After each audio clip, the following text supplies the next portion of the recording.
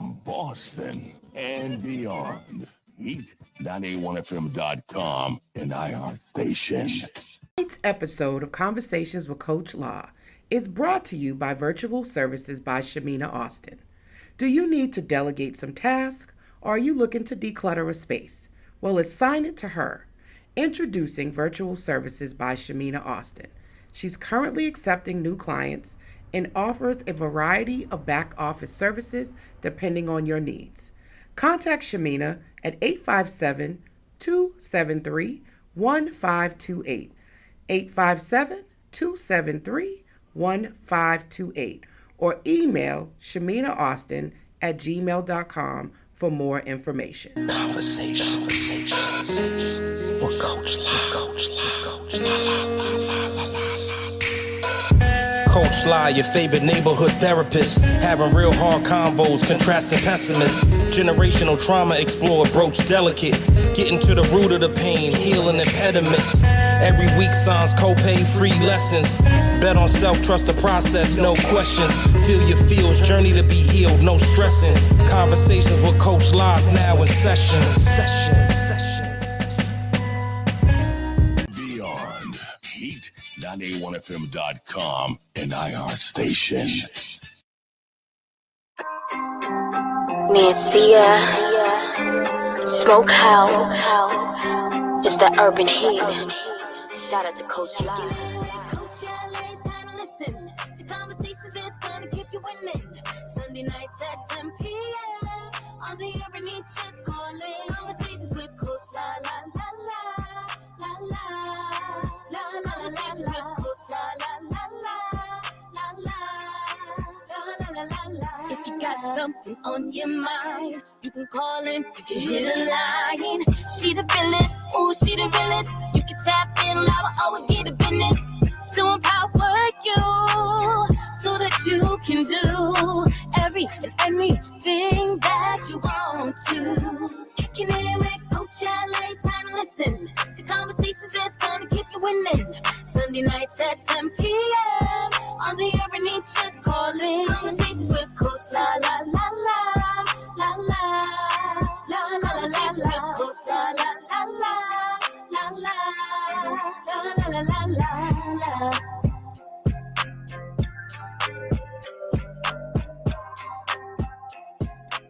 What's going on, beautiful people? Welcome to another episode of Conversations with Coach La La La, your favorite around the way therapist. How y'all doing? It's gonna be a jam-packed show. You know we always are moving and shaking. Yes. So it is Easter Sunday. So happy Easter to everybody. I hope y'all got some treats from the Easter Bunny. How y'all feeling out there?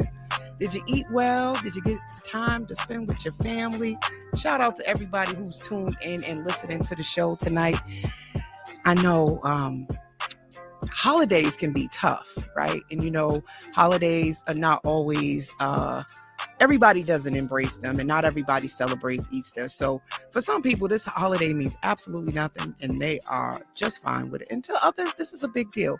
So to everyone, to make sure I include everybody and make everybody feel special, no matter what your orientation is, right?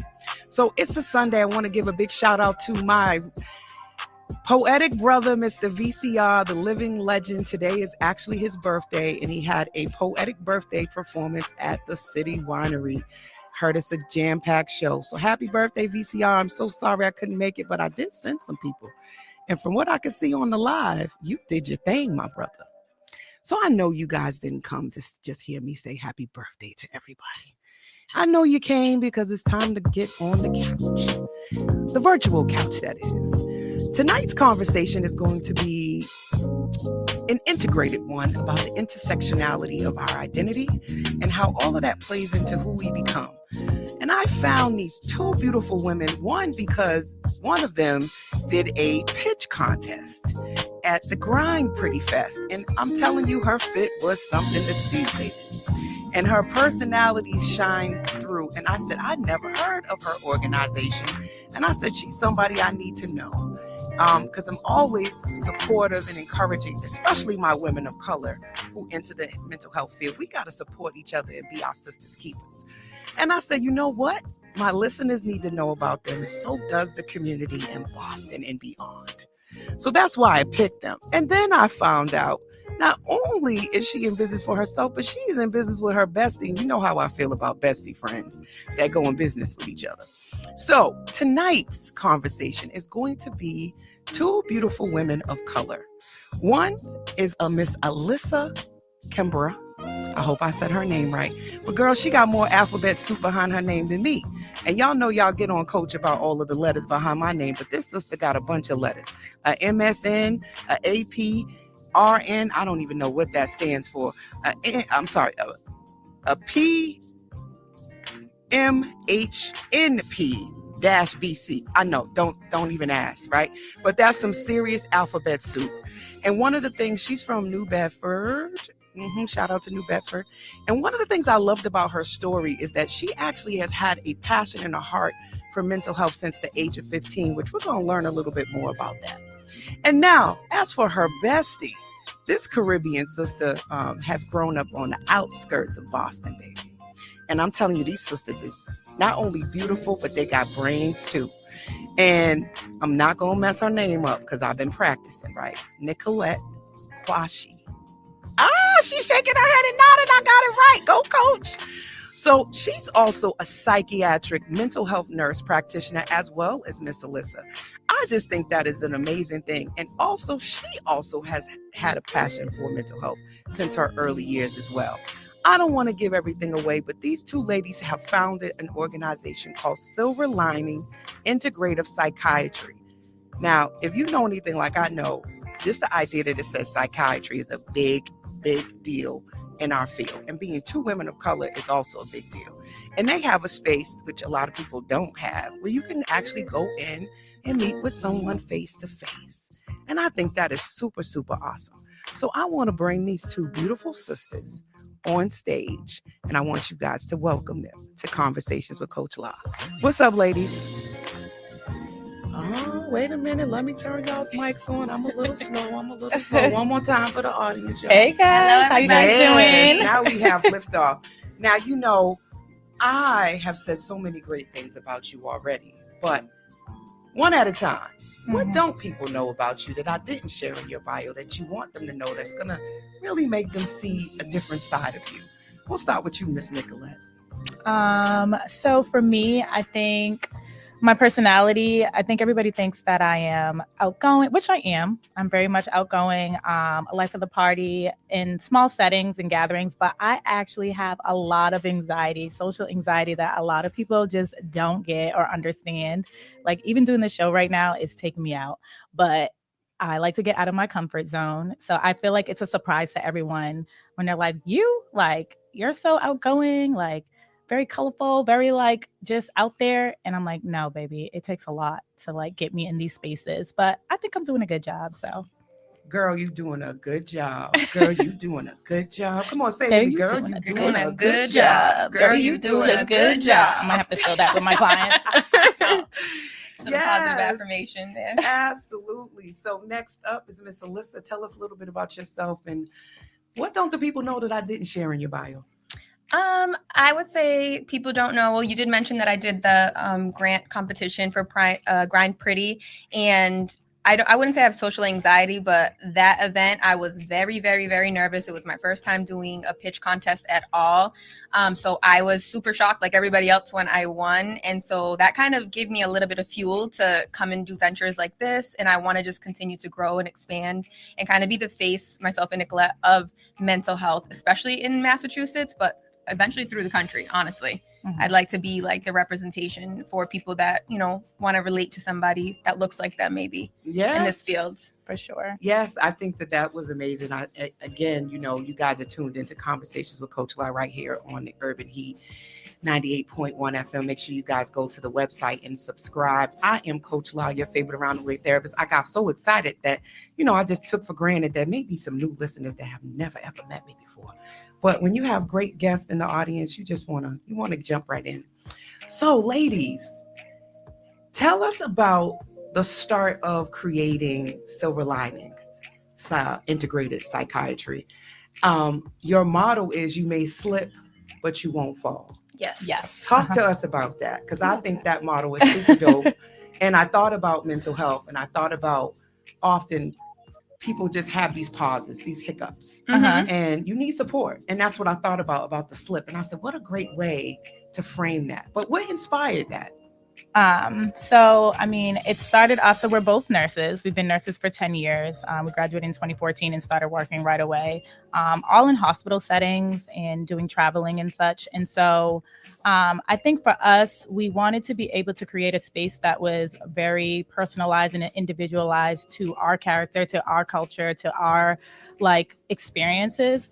And, you know, living in Boston, unfortunately, there's not that many spaces for us, and being in the hospital, not that much, especially in big corporate world hospitals. And so I think the idea of just like creating something that was safe for us, you don't know how many times our clients come in and I can just see the stress, anxiety, come off of them, because they're like, okay, it's somebody that I don't even have to explain my struggles to. They understand it. I don't have to break it down. Just doing the nursing and just being able to go to school for the 2 years and get out and just be like, you know what, I want to be able to be our own boss. And we really took a leap of faith. Most people do it where they'll be at the bedside still, and like while they're trying to build their clientele and get their foot out in the door. We kind of took a leap and just did it all the way. Like, where it's like, we're leaving the bedside that way. We have no choice but to make this work. And so, while we don't have clients when we first start off, we're going to be doing content. We're going to be putting our name out there. We're going to be letting them know that we're here. We're open. We're educated. You can trust us. And so, I think where you say you may slip, but we'll never let you fall, that's where it comes from. We just put our all into it, in making sure that we create a space for our people. And what about you, Allysa? What's your thoughts on that? So we actually, coming up with our company name, let me tell you, we spent 6 hours at the beach one day, just like running names through, making sure that we weren't stealing anybody else's name or like infringing on anybody else's trademark. Because we're both Tauruses, we're both like by the book, and we don't mess around, especially when it comes to business. So first of all, it took us multiple hours. Then we came up with Silver Lining, one, because we just wanted to give a name of like hope and of finding the good in things. And if people don't know, Silver Lining is like when there's a cloud and the sun's coming behind it, there's that silver ray of light around it, because even in like your darkest times, there's always something that we can find. There's something to hold on to, something to have hope for. And especially in the mental health community, where a lot of people feel hopeless or like there is nowhere to turn to, we literally wanted to be that silver lining for them. The integrative part of our company is that we don't just do traditional psychiatry. We like to bring in a holistic approach to care. So we consider nutrition, lifestyle, your work environment, your home environment, incorporating your family. It's integrative. So we want mental health is all aspects of your life that have to come in play. So that's where we came up with that. And then Nicolette actually came up with the slip, but don't fall apart. And then she said, we can't put we'll never let you fall, because people be ready to sue you. So we have to say our goal is to never let you fall. Yeah. But we're right here with our patients all along the way. I love that. I love that you have created a space for people to feel fully supported in their mental health, and it's integrated. So part of that is holistic, and you're using different modalities and different approaches. Mind, body, soul. But I think that the difference that I haven't seen, which made me want to talk to you too, is the psychiatric nurse part, which you hear that more in inpatient, but you don't necessarily see that on an outpatient level, which I think is really important. Not everybody needs inpatient care, but they still need that wraparound sort of approach that's still very medical and still feels like a doctor's office. And some of the things that I don't offer as a psychotherapist, being a licensed independent clinical social worker, you guys also can prescribe medication. Right? Yes, we can. So I think that's super dope to see two Black women that can also prescribe. So tell me, how did that happen? Because not everybody wants to prescribe meds. Right. So I think, that's why we did a video actually on our social media to show the difference between a psychiatrist, a therapist, and a psychiatric nurse practitioner. I think we did really well as far as like letting you guys know that like the therapist, you know, you can talk, which is great, but there's going to be a point where sometimes your emotions is not going to be enough to handle the talk, that you're going to need a little bit of a boost. So that's where we come in, where we can do, you know, prescribe some medications, and also, like sometimes they're prescribed in the inpatient, and then an outpatient, they want somebody to follow them to be sure that these meds are actually working. Because with some of these medications, it takes a couple of months or weeks before they actually start to work, and they do have some side effects. So just to have somebody in the community outpatient monitoring the patients, I think is great. And then as far as the psychiatrists, there's a lot of psychiatrists. Oh, no, there's actually not enough psychiatrists. And they don't have that much availability. So where we come in is we fill that gap, because we can do the same things they can do. They just done a little bit more schooling, but essentially we have the same role in the sense of being able to diagnose and medicate. And so back to the whole having space for us, just looking at what do you call, like historically, minorities don't really like medication, or doctors. Honestly, they don't trust doctors. So when I have a client that comes in and, you know, maybe they went to an inpatient place talking to a doctor and they're very skeptical, but when they come and sit in my office and I do the simple thing of just explaining to them why I would prefer them to be on this medication and what it would do for them, the simple fact of me looking like them, I get the trust. And that was the goal of it all, was to let our people know that you don't need to be afraid of doctors. We don't just want to get your insurance money. We like literally are here to help, and we're here to treat. And some of these medications do help. And we've learned about it, and we've, you know, we want to be a voice and a vessel to let these people know that, like, hey, like, it's safe. It's going to help you, and you can trust us, and we'll follow you within the community to be sure that we're doing this all right. You heard that right here. I told you guys, I always bring information, knowledge, and resources to really dismantle the myths about mental health. And one of the biggest ones is around medication. Now, everybody doesn't need medication, but sometimes you do. And sometimes it can be really helpful. I have a lot of clients that are very resistant to that. And even after so much talk therapy, they're still not necessarily having the results or the improvement, and just simply working on their thoughts and talking things through and processing. They're still having a lot of somatic symptoms that sometimes you need medication to support. So tonight's conversation, everyone, because it's season 7, as you saw, and what you heard, for those that are watching and someone's listening, I brought 2 powerhouses with expertise to help me dive deep and talk about unpacking the past and healing from within. And tonight's conversation is all about identity and the intersectionality, the layers of who we are. And often all of those things sort of play into our perceptions, our beliefs, our values, and ultimately our mental health. So ladies, let's kind of dive in deep. Tell us a little bit about your backgrounds in terms of ethnicity, culture, race, like where you both from. I know we talked already that you're Caribbean, but there's a big diaspora of Caribbean. So tell us a little bit more about what that is for both of you. Okay, I'll go first. So yes, I'm from New Bedford, and I am actually Portuguese, Native American, and Cape Verdean. So my Native American side, I actually don't really have too much connection with that, only because I didn't really grow up with my dad's side of the family. My Cape Verdean side, even, again, I didn't grow up with my dad. My mom's parents and her parents died when she was young. So we, again, got kind of removed from that culture. So surprisingly, I actually grew up around a lot of Hispanic people. Most people, when they see me, think I'm Hispanic. And for a long time, I actually really identified with the Hispanic culture. She did. So I did. And she made me call her the Puerto Rican princess. If you didn't tell me you were Cape Verdean, initially I thought you were Latina. Exactly. I get that a lot. And I love it because I love my Latinas. Shout out all the Latinas out there and Latinos. But as I transitioned into my adulthood, I met my fiance, who's also Cape Verdean, and I really got to get more into my Cape Verdean roots and learn my own culture.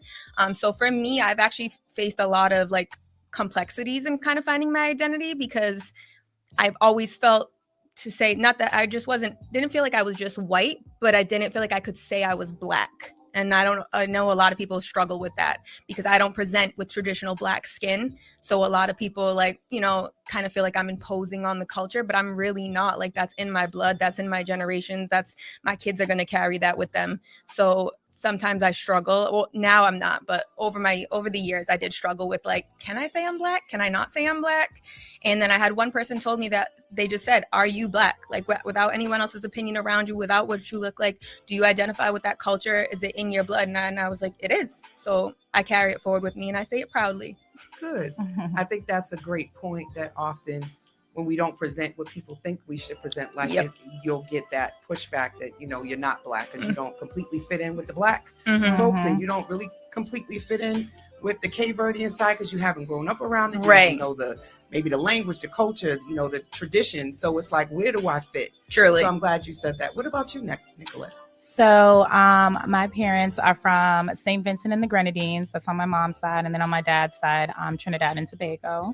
And I've actually done my ancestry where I've gone deep, and I'm like Nigerian and Ghanaian. And so I've actually really tried to, like, within the last 3 years, get really immersed in that culture. But as far as Caribbean, I definitely identify as a Caribbean, but growing up in Massachusetts and just living on the outskirts of the inner city, because I feel like most Caribbeans were like back then in the inner city. I think it was hard for me. I jumped around from school to school systems, and it was mainly the burbs like Woburn, Newton, Cambridge, Malden. Those are like the school systems I went to.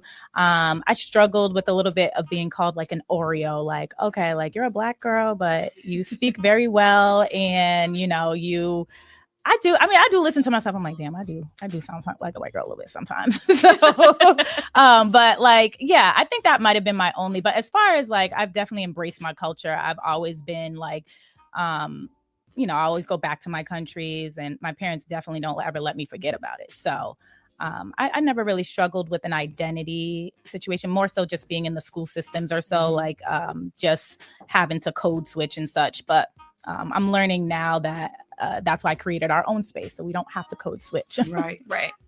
And I think that's a necessary coping strategy in a lot of ways. It's a survival mechanism to be able to code switch. I think sometimes we have to reframe that in terms of like looking at there's a time and a place for everything. One of the things I learned in school was like I had multiple identities, and I got to choose, what role and what identity I wanted to lead with. And it was the one that empowered me the most. So in certain spaces, leading with just being a Black woman and everybody say it's a Caucasian male may not put the most empowered stance given society's pressures and connotations and different stereotypes. But if I go in as a licensed independent clinical social worker who has a master's in business, that's going to make me feel a lot more empowered that I know what I'm talking about. I'm going to walk with a certain kind of poise and a certain kind of grace, knowing that I have my credentials and I have my education to sort of lift me up in that space. You can't take that from me. Nope. Right. And I can't do anything about being a Black woman walking into a space because you can see it. Yeah. So I think all of that is so important. So you mentioned that you didn't really struggle with identity. But we mentioned code switching, and we also mentioned sounding like a white girl. Right. We got to talk about, right? So right. Like, that's not always seen as a positive. Right. That's like microaggression. Why can't I, as a woman of color, speak eloquently and articulate my words without you saying, oh, wow, you sound really smart and articulate for a Black woman, or you sound like a white person. Like, I don't know. That sort of makes me cringe a bit. Yeah, it definitely does. So definitely like, does. Coming up, how did you feel hearing that? That didn't make you feel away? I think, unfortunately, not until recently I realized that that probably was a problem, being able to create my own space, and that I'm feeling so like natural and normal in the way that I show up for myself at work versus when I was in the hospital setting. You don't know how many times I'd walk into a patient's room and like, one, they would think that I'm the cleaning or the janitor or like the CNA. And then once I introduce myself as the registered nurse, I can see their whole like body language switch up and like, oh, and what school did you go to? And like, now it's like, I got some type of respect or so. Unfortunately, I think it just was something that I allowed to just like not be a problem. But now I'm seeing that like, no, that absolutely was a problem. And that I'm glad that I was able to reflect on it and now make this space a space where I don't have to do such. Yeah, right. When I think about that, I remember being because I didn't start off as a psychotherapist. So I started off in financial services, a fully licensed financial service representative with all of the credentials in that field too. And often having to feel like I needed to sort of dumb it down and or not be so loud in that space, because often my counterparts that were white didn't have the same credentials that I had and wasn't passing these exams on their first try. And I remember I passed the Series 7. Shout out to everybody who has a Series 7 out there, right? And I was so excited. And I remember coming back to the office and one of the white managers met me at the door and was like, I know you passed, congratulations, but I'll never forget her name. I won't say it on the air because I'm not going to give her that much credit. But, you know, blah, blah, blah, didn't pass. So could you just keep that a little quiet and be a little less, you know, dim your light. Dim my light. Wow. Light was like real blatant. And I have so many microaggressions that I dealt with being a woman of color in a predominantly white space with people with all different socioeconomic status, because everybody that was white didn't have money that was working there. But the assumption often was if you were white, you had money. Right. And so a couple of white women told me, it's like, you just got to act like you don't really need this job and like you have money. And they just will think that you do. That you and I was like I learned a lot of little things from them. Yeah. Because she was like, oh, girl, we poor too. We came from the hood too. Right. I'm like, okay. But people just didn't know that. So yeah. I have actually a quick story that's similar to that, as far as being in a predominantly white institution and not being like understood or heard. So I had a patient who was trying to take their own insulin, and I was giving him insulin as well too. And so I told him like, no, you can't take this insulin. We're going back and forth. I end up taking it from him, and he got upset with me, and he was like, what's your name? Like, I'm going to report you. And then he's like, never mind. It's probably like Shaniqua or something. Ooh, it took me back. It really took me a lot. So I was so upset. So I go into my manager's office, who's a older white woman, very sweet, love her to death, honestly. And God bless her soul, she really didn't know. So I'm telling the story and I'm explaining to her, and I do like the whole ball drop of the Shaniqua, and she's just listening, looking at me like, and what else? And I'm like, wait, no, that's the problem. She goes, wait, Nicolette, what's a Shaniqua?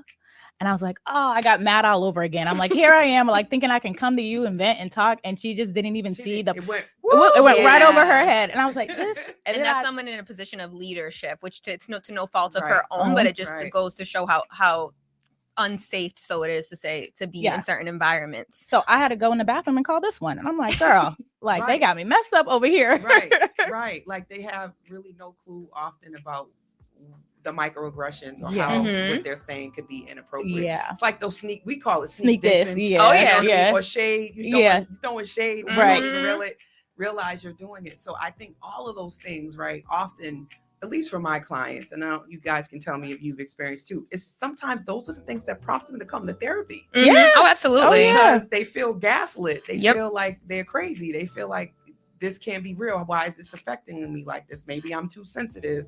You know, I'm making a big deal out of nothing. But often it comes from feeling like you don't belong and you don't feel seen, and not really having anyone around you that can relate to what you're experiencing. And I also work somewhere else where I was pretty much told it's really hard for us to get into these spaces. So just put your head down, be quiet, and get your check. And be in like your best behavior. Right. Like, I didn't understand though, ladies, why I was going through all of those things at that time. And I don't know anybody out there in the chat because the Instagram is popping. Shout out to Instagram. Hey, shout out to my sister that's listening, to everyone on all of the platforms that tuned in right now to Urban Heat and listening to Conversations with Coach Lau. We really appreciate you for being here. But I remember just feeling like this can't be real, right? This can't be reality, that this is what I'm experiencing, and no one really understands the anxiety that came with that, the depression that came with that, and the impact that it had on my identity and my self-esteem, and me trying to figure out who I was and where did I fit in. So that leads me to my next question around the shift, right? When you decided, okay, I'm not going to work for anyone else. Oh, yes. Best decision ever. Baby, let me tell you. And I'm going to go do my own thing. And I know we're going to talk about other bet on self moments, but I think when we think about how these different experiences can take from us, right? Either hold us back or can propel us. Yes. So how do you think things like that propelled you or held you back? That's the better question. Okay. Yeah. I would think how it propelled us is that we actually worked, again, we've been nurses for 10 years. We worked in the heat of COVID. We got ran ragged. And then that I speak for all healthcare workers in general, especially in the hospitals, whether you're white, Black, Puerto Rican, we got ran down to like nothing during that COVID time. That really wiped us out. We've been working hard, working double shifts since we started our nursing career. And we just got to a point where we just felt like a number in these institutes, where it was like, you know, if you want to take a vacation, not that, you know, you can't just be taking a vacation every week, but you want to take a vacation, take some mental health time, take some time to yourself. It's no, you have to do this. No, you need to work this shift. You need to do that. And we were just like, this is so unhealthy that like there's nowhere for us to turn when we need time to really take care of ourselves. I always go with the motto, like when you're on the plane where they tell you must put your own oxygen mask on first to help people. So I just feel like you want us here trying to give our best care in these hospital settings to people, and you're running us ragged, running us short staff, underpaying us. Not getting breaks. Yeah, like not getting breaks. Like we've gone, and nurses can speak to it, 12 hours. And I mean that without a sip of water. I have cried one time because my mouth was so dry and I didn't eat, I didn't drink, and I did not use the bathroom for 12 hours. Nope. So like those are the times I said, this cannot be the life that we're meant to live. Like my mom and dad and my grandparents worked way too hard for me to be running around like this. Y'all heard that, right? And then no, seriously. And then to not really be able to afford anything. Like you cannot afford like a property in Boston as a nurse. Unless you've been working 30 years. Truthfully. I'm so glad that we're, you know, talking about these things, because this happens also for people who are working as mental health clinicians in different places, right? Yep. You have no control over who your clientele is, long hours, paperwork. You know, literally there is a lack of understanding about time. Yeah. Like there's only so many hours in the day, people, right? Yep. Most of us working 40 hours a week. That's 8 hours. If you take an hour away for lunch, now I'm at 7, right? And so realistically, if sessions are an hour, how many clients can I realistically see and do my paperwork without me doing longer than an 8-hour day? And do quality work. Yeah, right. Quality. Literally horror stories of clients telling me that therapists are either no shows, they're leaving, they're falling asleep in sessions. And all I can think about is the fact that most people are probably burnt out, overworked, and just trying to do too many sessions. Right. So I think all of these things are true. As we're talking about mental health, as we're talking about, you know, work-life balance, often there is none. Right. And then we have people like Elon Musk that are saying we should just work 24/7, keep the grind going, and not take any breaks. Anyway, that's a whole nother topic that I don't want to get into politically, but I just think that the American culture often is set up to just make you work until you die. Truly. So this is where we kind of come in to really remind people that you need to prioritize yourself. Yes. You need to take that time off. And we share a similar story. They didn't even know that we shared that part of what propelled us was not having access to our time to take care of ourselves. What prompted me to start my practice was I actually wanted a month off and told them that they didn't even have to pay me. And they still said no. And they were like, you can't do that. You're a leader and you're needed here. And I was like, you don't have to pay me. I just need the time off. I'm like, I really need the time. This was like right after COVID. I was helping run a company and I was exhausted from running both my company's company and my business part-time. And I'm a single parent. And I just needed to reset. And I was like, before I burn out, let me just reset. And I need longer than 2 weeks. I knew I needed longer than 2 weeks was not enough time. I need 4 weeks to be disconnected from all of this. They told me no. And I said, well, I don't know what you're going to do. I'm going to do it anyway. Right. This wasn't a request. It was a notice. And I was like, I'm the other people that I'm going to take a month off and you don't have to pay me. So what ended up happening is they then threatened. Well, they sent me a message and was like, where are you when the 2 weeks was up? And I said, I told you I was taking them up. And they was like, well, you can't take them up. We need you to come back, blah, blah, blah. And I said, you know what? I'm going to play my cards right, be politically correct. I'm just going to return.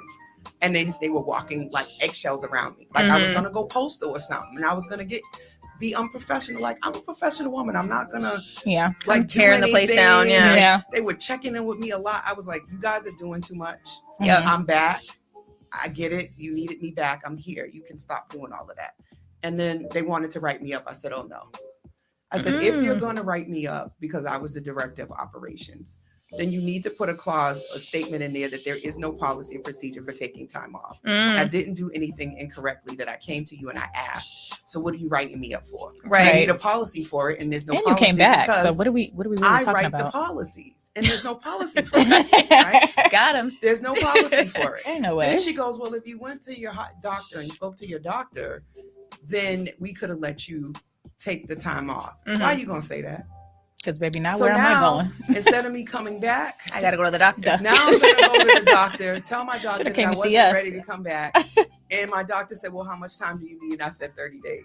So Good. now I presented that. You still don't got to pay me. And so now Now I got me out 30 for 2 months. Right. Yep. Yep. And then I decided not to go back. Good for Yeah, you. Good for you. Yeah. You Absolutely. know what? That's how you how play they it. lose good employees like that. When you're not willing to give people time to take care of themselves, they're not going to return. Yep. That's consistent across the board. Yep. And so shout out to my support system, because literally this was like a case analysis of whether or not I could go back. Oh, really? Or could I stay out? And I literally had to map out the pros and cons and whether or not I could pull it off. I know. And it was like one of the most scariest moments. I'll never forget hitting submit on that resignation Yeah. letter. I hate when like my morals and finances have to like fight. I'm like, no, but this is just like what I have to do. I'm like, I hear you, girl. My goodness. But the amount of anxiety. Oh, yeah. If I ever felt anxiety, I was like, oh, this is what my clients experience. Yeah, all the time. This is it. Like that knot in my stomach was there for hours. I know. Hours. It's the fear But of I the bet- unknown, but you have to take the plunge sometimes. You You have to know, take I the try to risk. tell people, not that everyone does have that comfortability to be able to take a risk like that, but like you have to take the plunge and bet on yourself. If you're going to bet on anything in this world, that it's right. on yourself. Like Absolutely. always. I know they're jumping ahead, y'all. And I know we kind of taking y'all on a little roller coaster ride, but I think that all of these things are really, really important. And according to the American Psychological Association, the APA, y'all, because y'all know I like to use acronyms, but I'm giving y'all what it means. Individuals who feel their identities are not validated or marginalized are more likely to experience anxiety, depression, and trauma responses. So there's a reason why we're telling you all of this stuff. Yes. Because sometimes as Black women, especially, we're so used to being strong. We're so used to holding and doing Being so many resilient. different things, pushing through anxiety, pushing through depression, that we don't even recognize that we're struggling and that we need help and that things are too much until it's too late and we're in the hospital or we're sick or, you know, we have a complete mental health breakdown. So all of these things, you know, really are a reminder of why we're here, right? And often we get people when they're right about to be burnt out or they're already full-fledged burnt out. So, Right. So let's talk about this, right? How does SLIPServices support individuals in navigating their identity-based cultural trauma? So I would say we try to create an environment where, again, people feel safe. So our first thing is active listening as far as people's traumas. You can have the same exact culture as me. You can be from Trinidad and Tobago like Nicolette. Doesn't mean that our stories are even remotely the same. Even us as Black women collectively, we all have our own Black story, our own journey through Blackness. So we try to just do active listening. And that's hard for me. I'm a person, I want to talk, I want to chime in, and we put our assumptions on. So we listen and let them be the, you know, give the narrative of their story. You can't assume that even two people that face the same trauma are having the same result. So we listen, and then we always give affirmations. We make sure that people feel validated, that they're heard, that they are not just, you know, thinking that they're drama queens or the angry Black woman, or that they're just feeling victim. That's the thing. A lot of people try to like make you feel like you're the victim, and that's not always the case. And then we help people navigate it when sometimes maybe their thought process is leading them down that victimization road, and there's other strategies that they can use to get out of that. Love that. Could we say this together? On the count of three, we're going to say we listen and we don't judge. Yes. 1, 2, 3. We listen and we don't judge. No, truly, judgment is the biggest part, because nobody's going to want to come and express themselves if they feel like you're already looking down on them or saying they're doing things wrong about their life. It's not about right or wrong. It's about finding better ways that work for you in the context of your world. Yes. I love that. So I put up a definition for those that are watching. You can see it, but those that are listening. So intersectionality is the interconnected nature of social categories. And it's like race, gender, class, as they apply to a given individual or group.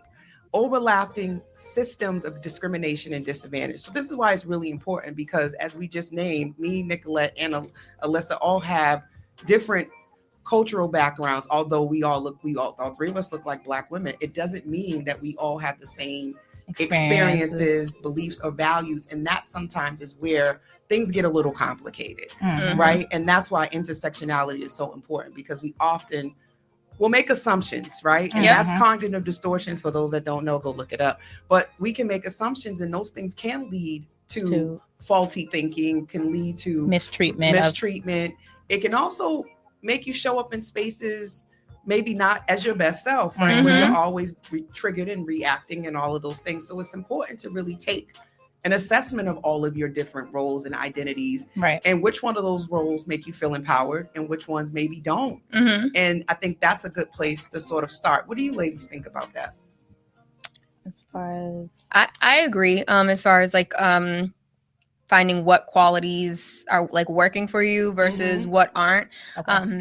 I think even so, as you are aware as a therapist, there's things like transference and countertransference. Yeah. So you have to be aware of our own selves, of our own biases, of, you know, I might not even be the most effective therapist for somebody because I'm a human and maybe I just strongly disagree with something that you're doing or something. I'm just not going to be effective. I have to be aware of that to be able to help somebody. I have to be aware of my own identity and the things that I stand for, because I'm also one of the benefits of a private practice is we can't discriminate against patients, but there's certain things that we have to be aware of as far as like violent behaviors or things like that, or we don't have to accommodate. I'm not going to accommodate anyone that's doing violent behaviors to hurt anybody else. I'm all about helping people get strategies and get better, but we can also refer you to other resources.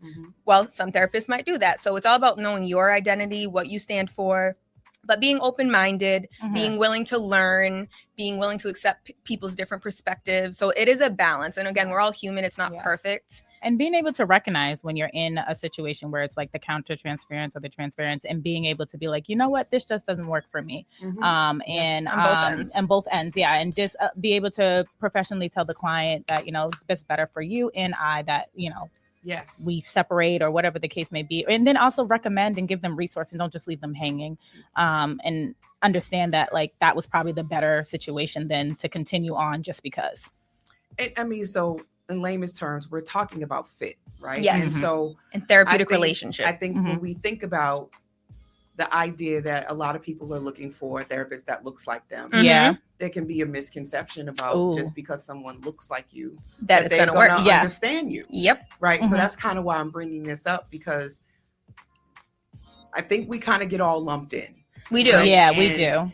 I just want a Black therapist. Right. And so I have had some clients that, although we both were Black, their lived experience and my lived experience were so different. My interpretation of what they were experiencing, I was still wrong. Yeah. Even being a Black woman, I wasn't totally getting it. It's actually funny that you say that I was just, I changed my insurance. So now that I can get therapy. So I was looking for therapists, and I was telling Allysa, I was like, you know what, as much as I do want to go to a Black female, I was like, I think I want to trial out like a Caucasian female just to see, just because sometimes when we get into the spaces, when we feel so comfortable, it becomes like you said, like, I don't know, that we're just gravitating to each other and like, yes, girl. And then like, we're not really hearing each other. We just assume that we know what's going on. And so I was like, I want to go to somebody who just doesn't understand the culture. That way I can get like a third party idea, and that they're not really just like yesing me and sis this and sis that, and really just get like a outside look as to like what I'm doing. Is this appropriate? Because sometimes we can just get very just like, you know, sisterly, too familiar. Yeah. And it feels like a sister girl relationship. Right. One of my best therapists has been a white man and a white woman. And you wouldn't suspect that. And the reason why the white woman, she happened to be gay. She also happened to have a disability. Okay. So she was able to name that I was dealing with racism and named it and told me, and that was part of in session. She said, I need you to name it what it is. That you're being discriminated against. I need you not to minimize this and to do the strong Black woman thing. Right? Like, it is what it is. What you're feeling is what you're feeling. That came from a white woman. Right. Yeah. Because that's true. I don't want to marginalize white professionals either, and like act as if though they cannot help us in any way, because that also limits access across the board for people, because there are quality healthcare providers of all different colors, all different religious backgrounds. So I never want that to be the story either, but I'm glad that we are here. We are literally the access for people who want somebody that looks like them. And I think from your social media and just even having this conversation with you right now, we are an exception, right? Like every Black therapist is not the same, and just like every white therapist isn't the same. Everybody doesn't have the expertise. Everybody isn't going to listen and not judge. So when you're thinking about picking someone who's culturally competent, don't just base it just on how they look. Right. That's pretty much all I'm saying. Agreed. Right? Like racial and ethnic minority groups are less likely to receive culturally competent care, but be mindful of knowing what your questions are and what kind of therapist you're looking for, because sometimes it may not be someone who looks like you that could be sharp as a tack and actually help you through a lot of different things. All right, switching this up, right? What patterns did you notice in your families or your communities that have shaped your views on mental health? Okay, I'll start that. For me, I think in my culture, in the Caribbean culture, I feel like women are taught to be like kind of just push through, be resilient, very silent about like the struggles we go through. We're very much the nurturers, like the head of the household, and as far as being a nurturing, like a caring person. And so I think sometimes we just, that whole strong Black woman independent thing, we forget about that we, we're human as well too, and that we need love and we need nurturing, we need caring, we need somebody to look after us. So I went my whole life just like kind of carrying that narrative and that role. And just in the Caribbean culture within the Black community, how mental health is really frowned upon. Like you're taught to pray through it or push through it, or that's the devil and, it's not real. So I just, as I got older, made sure that I put myself out there and was like, you know what, I'm not okay. And I do need help, and I need to seek it, and I need to be a voice of it. And I need to make sure that other people know that, they feel probably the same way that I feel. And just getting myself out there and getting the help that I need and that I deserve. So I think, just the whole being silent and strong, and now just showing that like, you're not as strong as people may think you are. I think that's a common narrative.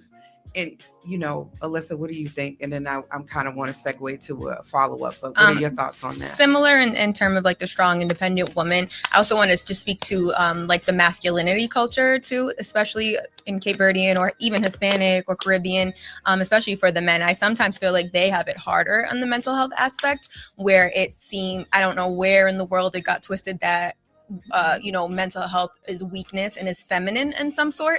And so I feel like a lot of men don't feel like they can speak up about feeling depressed, about feeling anxious, without feeling like they're less than a man. And that's an unfortunate thing that I think I've seen across the board for people. Yeah, like I heard they being called simps and like, oh, like you're just too emotional. And it's like, wow. So patterns like that. And then also I think that we're also shifting, where mental health is such a big topic now, we're also shifting into an overdiagnosis pattern where it's okay if you're like sad for a few days. It does not mean you have major depression or, anxiety is normal. Anxiety gets you going for your day. Like it doesn't have an anxiety disorder. A lot of people do not meet the criteria for what they think they're diagnosing themselves. I'm like, you're having a hard time. You're having an adjustment right now. Like we're not going to put all these mental disorders onto you, and now you think that you're damaged. Yes. I think that's really important. There's a therapist account that I came across. I believe she's called the Capacity Coach, and she was talking. We love her. She's amazing. Yes, so amazing. And she was talking about what we use our emotions now as a way to weaponize. We are also constantly talking about our feelings in safe spaces, and it's being used in a way now that's making people not have to really deal with discomfort or be held accountable. People are tiptoeing around. You can't call you out on your flaws, your flaws or your bull crap. Right? Like somebody said, bring back bullying culture and some other things. Oh no. And I think that's extreme. But I think to a certain extent we were sort of more resilient because we realized like everybody's not going to be first. You're going to lose. Every day's not a good day. Every day's not a good day. You just got the blues. toughen up, buttercup. So some of the things we needed, but I think that we need balance. It's a balance. It's all And about I think either it was all the way over where you couldn't cry at all, right? Like it was like, stop crying, I'll give you something to cry for. But you just hit me, right? Like I'm crying because you hit me and you're telling me not to cry. And now you're going to hit me again. You're confusing me here. And now I'm in the corner like. So you got people that are like emotionally just dysregulated and confused. Truly. Like, how do I even? For the first time, they're like, no, my feelings matter. And they're coming out. And then you have other people that really know you've been coddled all your life. And guess what? The world does not rise, set to you. And fall at your feet. And exactly. You need to allow other people to feel. And just because someone feels something or has a moment that they disagree with you, you don't need to block them, people. Right. Like we don't need to cut everyone off and be on this cutoff culture for everything. A friend can disagree and call you out and you guys can still be friends. Very much so. We need to be able to have more of that. Every argument doesn't mean you're in a toxic relationship. Oh my gosh, yes. Everybody's not a narcissist. Like everybody's not a narcissist. Because you have good days and bad days doesn't mean you're bipolar. Even like just like trauma, like your mom yelled at you does not mean you like live this life of trauma because she said you can't have a snack at night. Like it's just, but everything is coming to that. It's very grandiose and like catastrophizing these days. So I feel like that's something I really try to emphasize with my clients or just people I talk to in general. Yes. So your culture, your background, your values, and your view of the world sort of plays into a lot of how you interpret what's happening in your environment and how you respond and or react to it. So I think a lot of times sorting through that mental health diagnosis or not, sometimes people just need help with an adjustment. Right. You don't have this heavy diagnosis, and that's okay. Somebody recently asked me, she said, well, if I don't really have like depression and anxiety, could I still come to therapy? I said, well, if you're saying you're having a hard time with something, yes. That's what we're here for. Yeah. Right. But it doesn't necessarily mean that you're going to get diagnosed and you need to be on meds. Right. All right, ladies, we have made it to like the last 10 minutes of this. Oh my God. Really? So fast. I'm having fun. I just started having fun. I told you. So let's move into the bet on self moment. Okay. As you guys know, my dad, God rest his soul, Kenneth Boston, love you to death, miss you so much, used to always tell me to bet on myself, primarily to step out of my comfort zone and be mindful of my environments and the people that I was around and to always know who I was, right? So these are moments in your life when you start to trust yourself, your voice, and lean into your power, right? And take those bold steps forward despite fear, doubt, or uncertainty. Okay?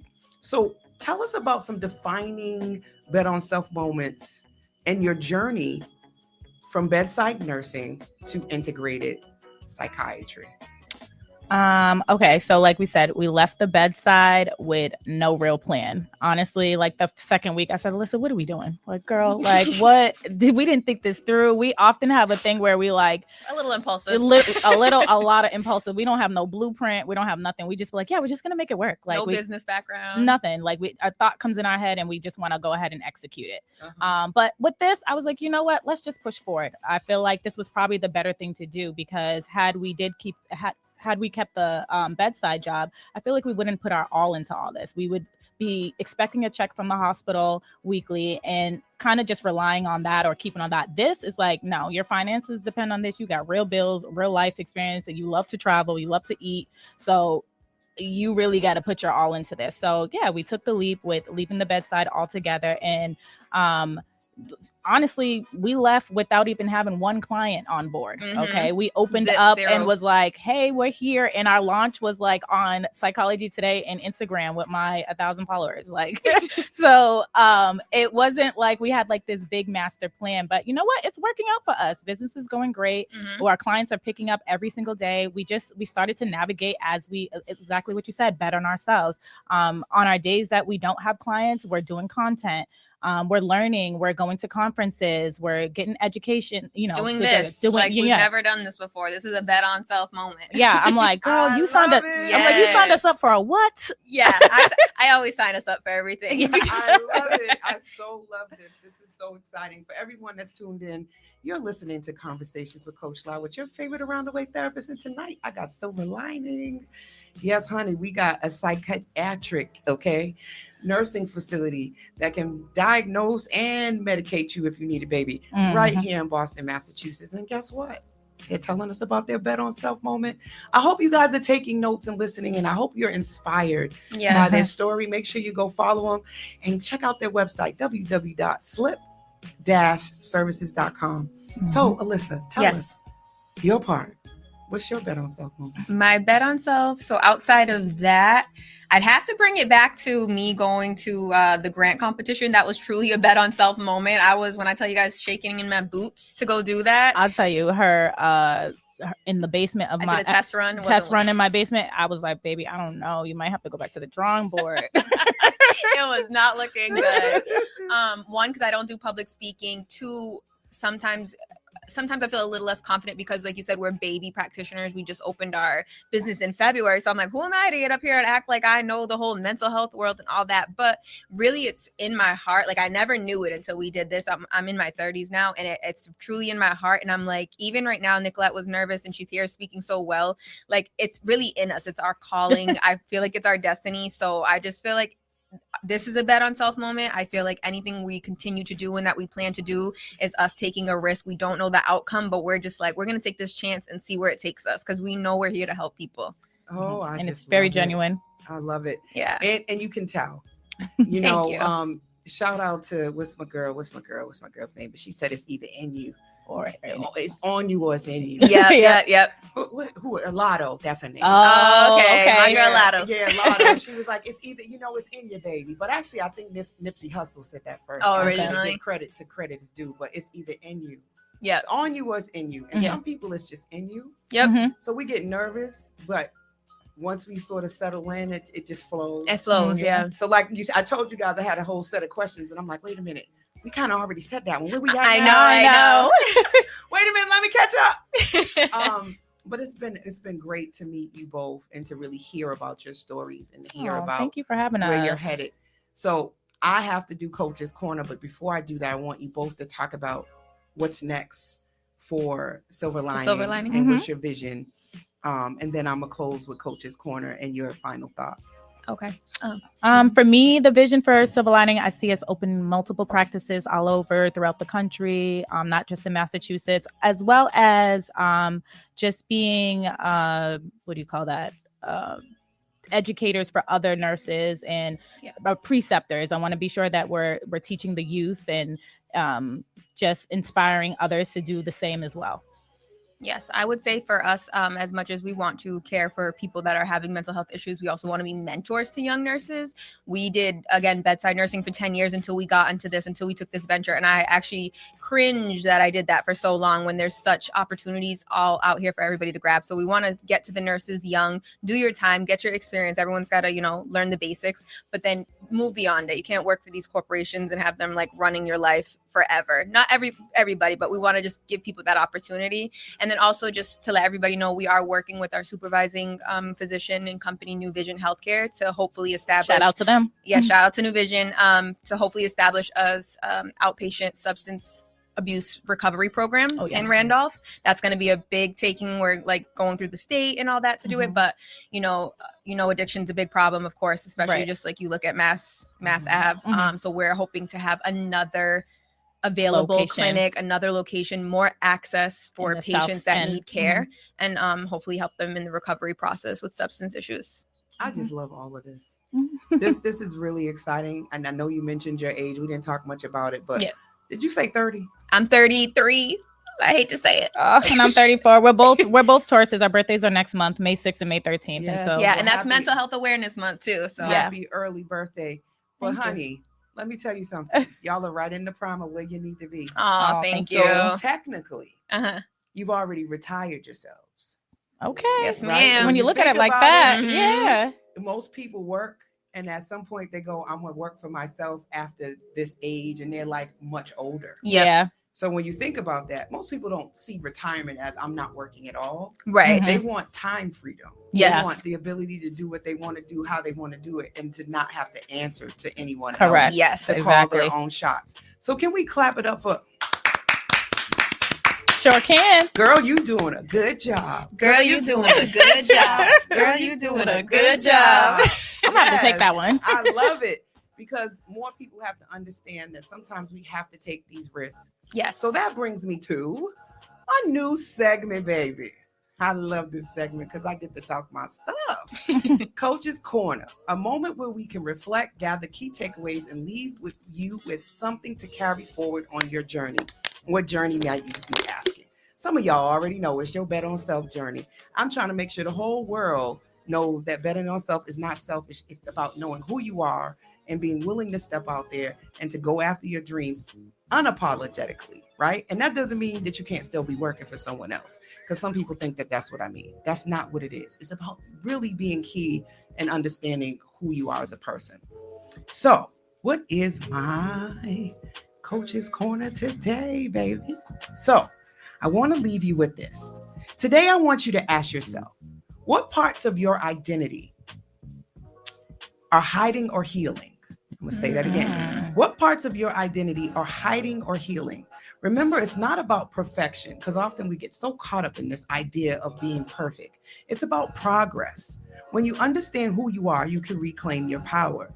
Betting on self is all about believing in yourself, empowering yourself, and transforming the way that you think so that you can take action and take those shots. Because, baby, if you don't take those shots, you'll always miss. And you will never miss if you keep on betting on you. You will always be a winner. You're either going to have a lesson or you're going to get that win. Either one. It's always going to work out. Ladies, last closing thoughts other than, girl, you're doing a good job. Girl, you're doing a good job. I would say my last closing thought is I just want everyone to truly know that healing, especially in our culture, is not a betrayal to the culture. Using the medications, the therapists, the nurse practitioners that are available to you is not a betrayal to your ancestors who fought through and were Miss Independent. Use the resources that are there for you. We're here for you. There's plenty of other resources, and it's not a failure until you actually quit. So keep going, and remember, you may slip, but we will not let you fall. And we're located at 1 Frank Larry Way in Randolph. Yes. We're open. We have extended hours actually for the people who work to 9 to 5. people. So we are open from 8 a.m. to 8 p.m. Monday through Friday. And that just allows you guys to have a lot more access, because we know a lot of places closes around 5.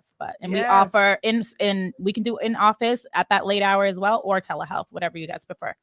Awesome. Thank you, ladies. Thank you, guys. Make sure you guys tune in for another episode of Conversations with Coach Lai next week. We're talking about the intersectionality of faith with Bishop Dickerson from Greater Love Tabernacle Church. Y'all have a good night. Bye. Shout out to Coach Lai. With Coach LA, it's time to listen to conversations that's gonna keep you winning. Sunday nights at 10 p.m.